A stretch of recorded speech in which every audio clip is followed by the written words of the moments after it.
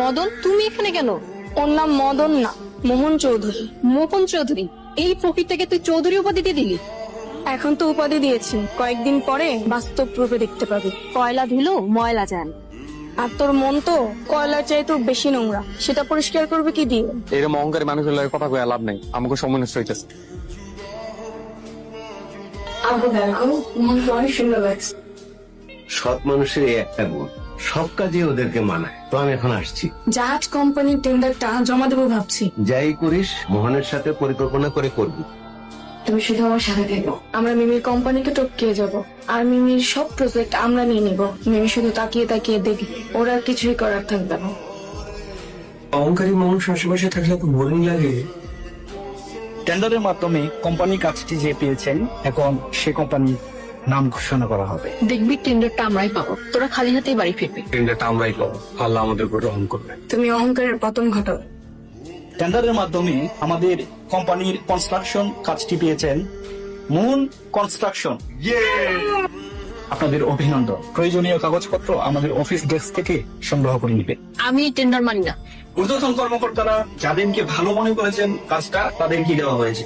দরকার হলে আমি ঊর্ধ্বতন কর্মকর্তাদের সাথে কথা বলবো। কথা বলে কোনো লাভ হবে না, মিসেস মিনি চৌধুরী। তোকে আমি বারবার নিষেধ করেছিলাম এই টেন্ডারটা না নেওয়ার জন্য। 20 লাখ টাকা ঘুষ দিয়ে আমরা তো বিরাট লসে পড়লাম। আমি ঊর্ধ্বতন কর্মকর্তাদের সাথে কথা বলবো, কাউকে ছাড় দিব না। তুমি কার চাকরি করো? আপনার চাকরি করি, আপনার বাবারও চাকরি করি। তাহলে আমি যা বলবো তুমি তাই শুনবে। মেম সাহেব আপনি? বাজানো বন্ধ করলে কেন? শুনতে তো ভালোই লাগছিল। ম্যাডাম, আমাদের কোম্পানি তো বিশাল লস হয়ে গেল। এখন আমাদের অন্যান্য প্রজেক্ট গুলো চালু রাখতে গেলে অনেক টাকার প্রয়োজন। ঠিক আছে, আপনি একটা কাজ করেন, ব্যাংক থেকে টাকা তুলুন। আমাদের ব্যাংকের অ্যাকাউন্ট গুলোতে কোনো টাকা নেই। তাহলে ব্যাংক থেকে লোনের ব্যবস্থা করুন। লোন নিতে গেলে তো চেয়ারম্যান স্যারের অনুমতি লাগবে। ভাই আর আব্বুর সাথে কথা বলেন আপনি। মেহেদী স্যার তো কোনো কথা বলতে রাজি হচ্ছে না, উনি অত্যন্ত রেগে আছেন। তাহলে আব্বুর সাথেই কথা বলেন।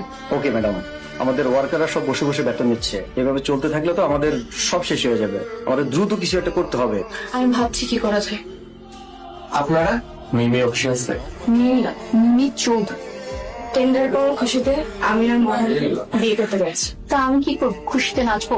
চাইলে নাচতেও পারো, না নাচলেও কোনো প্রবলেম নেই। আগামী শুক্রবার আমাদের বিয়ে। বিয়ের দাওয়াত রইল। ওনারা হচ্ছে বড় লোক, কার্ড কিংবা মানুষ ছুড়ে ফেলতে দ্বিধা করে না। তোর অহংকার এখনো কমেনি। আমি মিমি চৌধুরী, তোরা সাথে চেষ্টা করেও না আমার লেভেল আসতে পারবি না। আর কিছুটা দিন যাক, রাস্তায় দাঁড়ালে দেখবো কোথায় থাকে অহংকার আর কোথায় থাকে লেগে। চল।